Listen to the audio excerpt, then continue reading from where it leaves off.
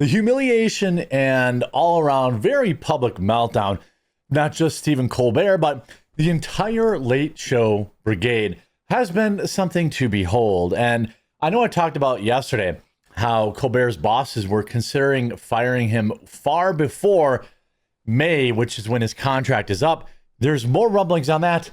But then, I don't know if you knew this, there was a rally held for Stephen Colbert in New York City.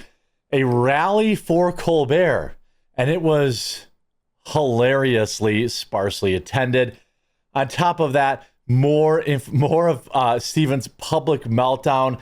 You just love to take all this in as many other people are piling on. Piers Morgan is piling on him and so much more. Let's get into this story. New York City's We're With Colbert rally for late night host is a bust with just 20 protesters. What, did he run out of money? There's 20 people that showed up? The Big Apple rally in support of On His Way Out late night show host Stephen Colbert drew fewer than 24 people on Sunday, even with NYPD cops on the scene, quickly calling it a day since most of the demonstrators left after just a few minutes. Organizers of the We're With Colbert gathered outside the CBS Broadcast Center on Manhattan's West Side said it was meant to be part of a nationwide call for integrity. Notice how nearly all of them are overweight white liberal women. I'm just saying. Our country's not perfect. It never has been, says the event's organizer, who would only identify himself as Matt with his nickname Slim. Cool nickname. But we've always had a First Amendment. And now the Mango Mussolini is trying to take that from us, he said, referring to a derogatory nickname of President Trump. Again, is it President Trump's fault that Stephen Colbert has been losing $50 million a year? No. Is it Donald Trump's fault that the late night show host writers decided that they only wanted to court not just half of the country, because it's not like the country's half liberal, half conservative. They wanted to only target the extreme left, which is like 10 to 15%. Your average liberal is getting a little tired of orange man bad jokes, and that started back in the year 2000. Okay, it's 2025. Nobody forced his writers to continue to write the same tired jokes over and over again. CBS said declining viewership and diminishing profits is what led to its decision to end the show in May 2026, effectively firing the 61-year-old talk show host. But critics claim the network bowed to pressure from Trump, again, with no evidence. There's no evidence at all that Trump wanted him fired. It seems highly unlikely, although Trump is as petty as me. There were no public statements to support that. It's just pure, uncut Trump derangement syndrome. This is an attack on the First Amendment, a protester who refused to give her name said of closing down the show. Is the First Amendment there to protect shows that lose $50 million a year? I'm not exactly aware of that.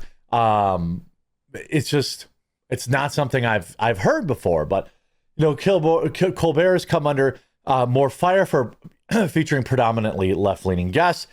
According to right-leaning group MRC Newsbusters, Colbert has had 176 liberal guests to one Republican since 2022, and I don't know who that Republican is, but I have a feeling it's probably a never Trumper. Let's see. According to the study, let's see who it is. This says 106 liberals and Democrats compared to one conservative, 99% left wing. Who is the sole conservative? Who is the sole conservative? Again, there was just a journalist. American Compass's Orrin Cass, March 31st appearance on The Daily Show with Jon Stewart to discuss Trump's tariffs was the lone conservative appearance. So that's on The Daily Show. I mean, again, 100, you see Seth Meyers, 68 libs, 0 Republicans. Trevor Noah, several libs, 0 Republicans. James Corden, 4 libs, 0 Republicans. Colbert, 176 libs, 1 Republican. Again, I don't really care. Like, if I were to watch late night show, the last late night I used to watch was Conan O'Brien, because he generally didn't obsess over politics every night. But it's interesting to me, that it's this lopsided. Oh, but it gets worse. Piers Morgan piling on saying, no wonder Colbert got canceled when most late night show hosts are activist hacks for the Democrats. Piers Morgan is weighing in on the cancellation of the late show with Stephen Colbert. On Sunday morning, the TV personality took to X to say that most late night TV show hosts have become nothing more than hyper-partisan activist hacks. He would know, I suppose, for the left, and that's not really any wonder, while Stephen Colbert got the boot. He also shared a New York Post cover that read, no wonder he was canned, the left show with Stephen Colbert. This is so damning, Morgan wrote. Most of America's biggest late night TV shows hosts have become nothing more than hyper-partisan activist hacks for the Democrats, a party that has rarely been more unpopular. No wonder Colbert got canceled, more will follow. Morgan is not the only television authority to speak out on Colbert's cancellation. On Sunday, the former Tonight Show host Jay Leno said late night frontmen too often alienate part of their audience by cozying up to one political party. Again, this is not anybody's, not a surprise to anybody. Again, we talked about this quote yesterday. I love political humor, don't get me wrong, but it's just what happens when people wind up cozying too much to one side over one side than another. In an interview with David Trulio, why shoot for just half of an audience all the time? Why not try to get the whole? I mean, like, bring people into the whole big picture.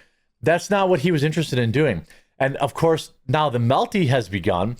The Writers Guild of America has called for legal investigation into Stephen Colbert's cancellation. I don't know why this is. You guys let me know in the comments. What is going on? Why does everybody just assume that a business is supposed to keep an arm of their business, a section of their business that's losing $50 million a year? I don't understand. Why is that like the status quo?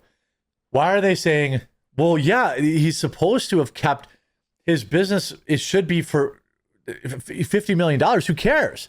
This is a free speech issue. Who's paying that $50 million? This is so weird.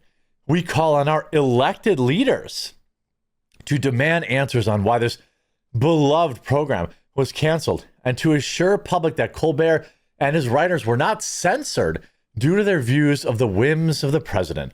The East and West Guilds said in a strongly worded letter. Are you joking? So now you want us, first of all, the show is losing $50 million. Now these morons want us to blow tax dollars in an investigation to figure out why the show got canceled. Again, I submit they were losing $50 million a year on this. What other reason do they need to cancel it that liberals will accept? The WGA is far from the first to draw a connection to the timing. On July 5th, Colbert made critical remarks about his parent company's $16 million settlement. Donald Trump had previously filed a lawsuit against 60 Minutes that he lost. Again, first of all, let's just say hypothetically for funsies, okay? Let's say Colbert really was fired for his, mentee bee over Trump, over the settlement. You are allowed free speech in this country, but you are not allowed, when working for a private company, to slander them with no consequences. So let's say hypothetically Paramount didn't like that Colbert was insulting them. And then they looked at the ledger and they're like, well, how much leeway do we give this guy? Some executives like, see, bring in the bean counter, see? And then the bean counters come in and he's like, I don't like that Colbert's making fun of us. And how much money is this fool making us? It better be worth it. And then the bean counter's like, sir, he's $50 million in the red. $50 million in profit. That's pretty good. And then the guy's like, sir, the red means we're losing money. And then he gets fired. Like, maybe don't kick your boss.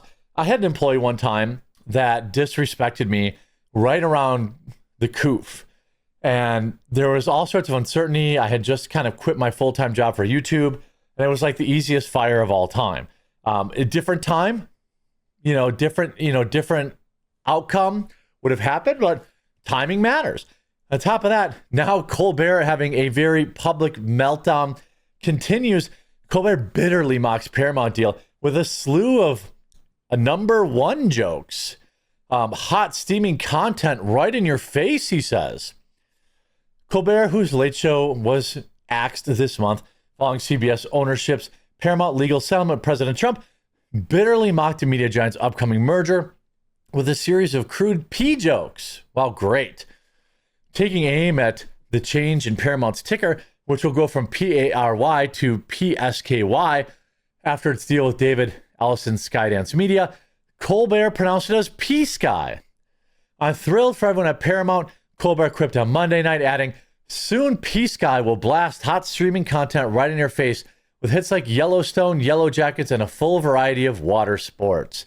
I mean, again, if this is his content for the next 8 months, he's never going to make it. He's never going to make it. And, and when he gets fired early, and it seems like he's genuinely trying to get fired early, when he gets fired early and all those wages that work for him, people who are not making $30 million a year, they're going to be really curious, if they back the right guy, because ultimately they're the ones that are going to suffer. The hundreds of people that work on that show, they're the ones that are looking for another job. Colbert has hundreds of millions of dollars in the bank.